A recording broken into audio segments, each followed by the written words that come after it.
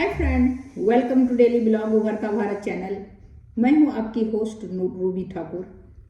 दोस्तों, बहुत बड़ा हादसा हुआ मुंबई में, फेरी हादसा, जो कि सभी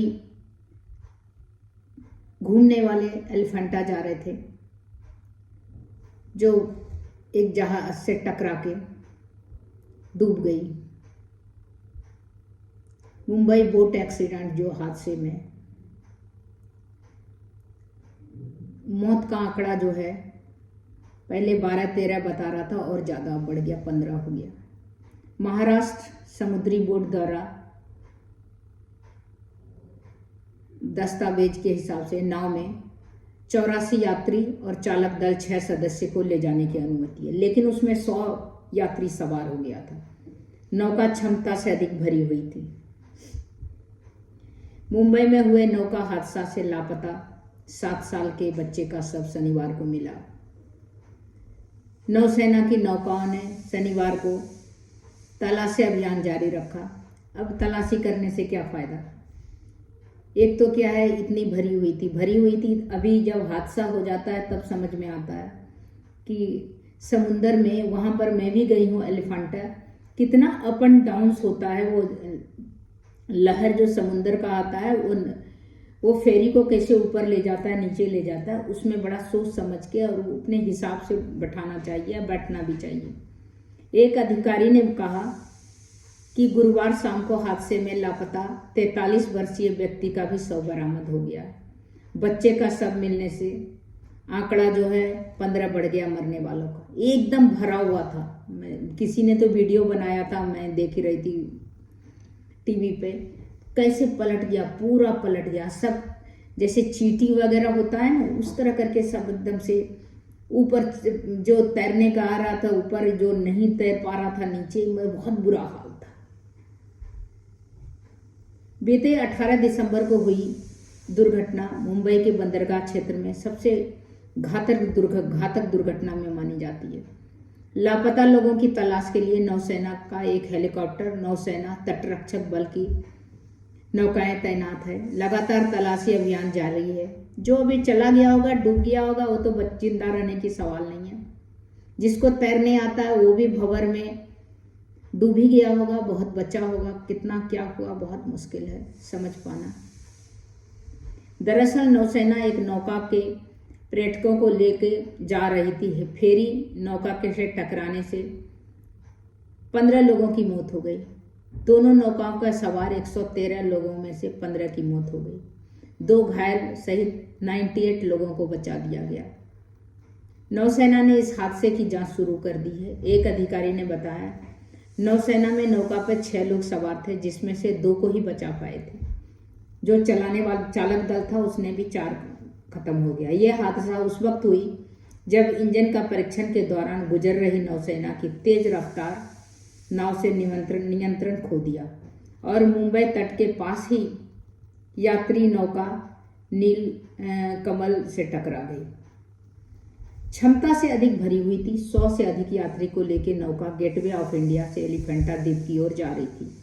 एलिफेंटा एक प्रसिद्ध बहुत अच्छा पत्थरों का बना हुआ, अलग अलग आकृति पत्थरों में पहले कोई राजा महाराजा ने बनाया होगा, जैसे कि एलोरा है, उस तरह करके उस हिसाब का है, और समुंदर के बीच में है, जो अपना प्राचीन गुफाओं में संग्रह प्रसिद्ध है। महाराष्ट्र समुद्री बोर्ड द्वारा दस्तावेज में सिर्फ 84 आदमी को ले जा सकता, 6 चालक दल जाएगा, लेकिन उससे ज़्यादा भरी हुई थी। दुर्घटना का जांच का आदेश दिया गया। अब जांच करने से क्या फायदा? जिसकी जान चली गई, अब तो जांच के बाद भी उसकी आने वाली नहीं। नौसेना में नाव के चालक के खिलाफ भी मामला दर्ज किया गया। पुलिस अधिकारी ने बताया, कोलाबा पुलिस स्टेशन में नौसेना के नाव चालक के खिलाफ भी मामला दर्ज हुआ। FIR में भारतीय न्याय संहिता की धाराएं, लापरवाही के दौरान मौत होना, व्यक्तिगत सुरक्षा, जीवन को खतरे में डालना, इन सब के जो भी इन लोगों का है उन सब में। लेकिन इसी में आप सोचिए कितने का घर उजड़ गया।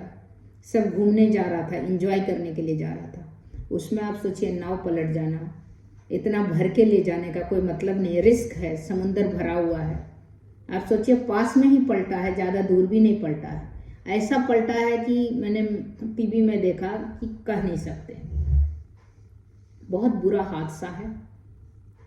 इस हादसा को दोबारा नहीं हो, दोबारा किसी की जान नहीं जाए। मुंबई नाव हादसा से ये सबक सीखने की ज़रूरत है। इंडियन नेवी को भी बहुत टाइट रहने की ज़रूरत है।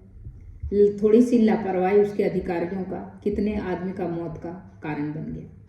इसीलिए अब ज़रूरत है नौका चालक का भी रखने का, उसको भी रूल को फॉलो करने का, जो चढ़ने वाला है उसको भी फॉलो करने का कि ज़्यादा से ज़्यादा जाके उस पर नहीं चढ़े। फेरी पर एक बार नहीं दोबारा चले जाएंगे, उसमें कौन बड़ी बात है। तब तक इतना ही, फिर मिलती हूँ अगले कुछ इंटरेस्टिंग टॉपिक को लेके।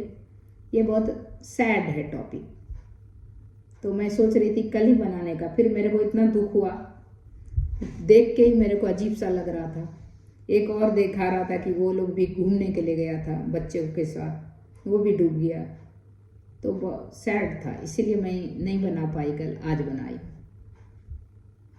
आप मेरे चैनल को लाइक कीजिए, सब्सक्राइब कीजिए, बेल आइकन दबाइए। इसी तरह इंटरेस्टिंग टॉपिक पर मैं वीडियो लेके आते रहूँगी।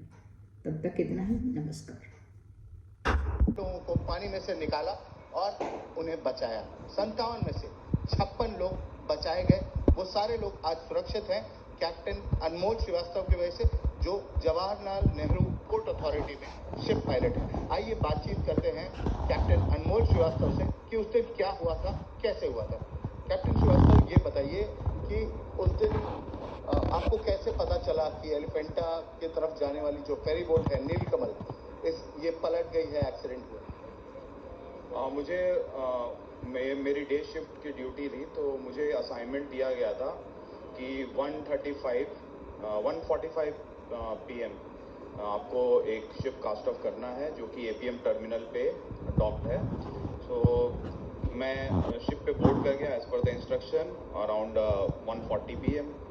एंड जब मैं उस पर बोर्ड करके मैंने सिचुएशन देखा कि अभी भी लोडिंग चल रही है कार्गो की, तो मैंने शिप के कैप्टन से भी कंफर्म किया, तो उनका 3 रेफर कंटेनर वर्किंग नहीं थे, तो उन्होंने डिसाइड किया था कि इसे रेक्टिफाई करेंगे, और रेक्टिफाई नहीं हो पाया तो उसे डिस्चार्ज कर देंगे।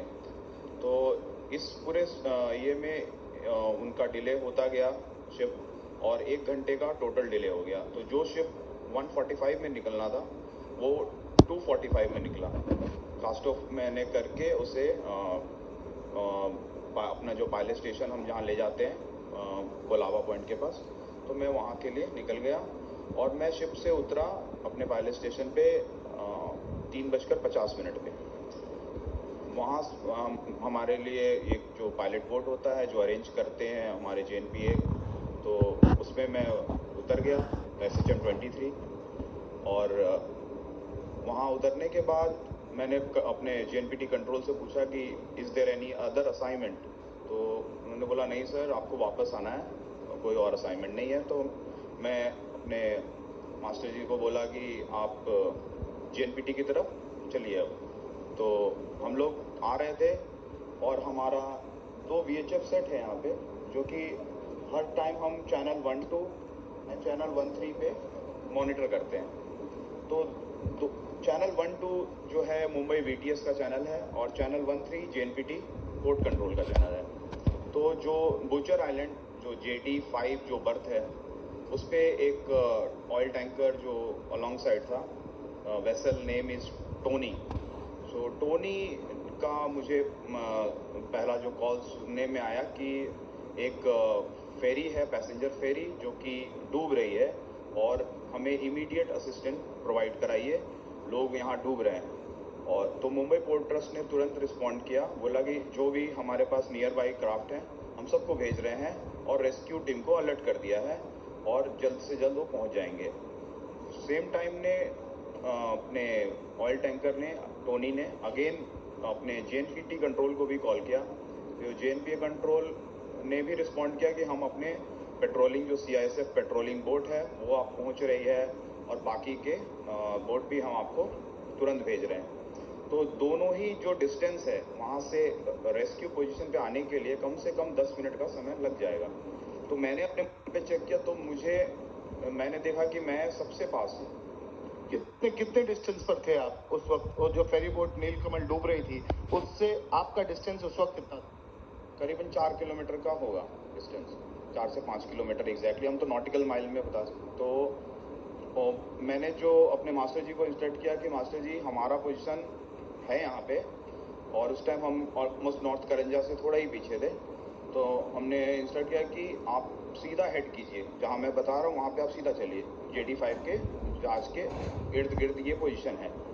तो हमारे मास्टर जी ने फुल अपना इंजन यूज करके, और हम बस वहाँ 3 मिनट में पहुँच गए। तो आप टॉप स्पीड पर गए? वो ऑलमोस्ट 95% वो डूब चुकी थी, और 50 के करीबन लोग उस बोट के बचे हुए 5% पार्ट पे रुके हुए थे। कुछ ने लाइफ जैकेट पहनी थी, कुछ ने नहीं पहनी थी। जो लोग स्विम कर पा रहे थे वो थोड़े इर्द गिर्द भी थे, 20-25 लोग जो कि बोट के सराउंडिंग एरिया में थे।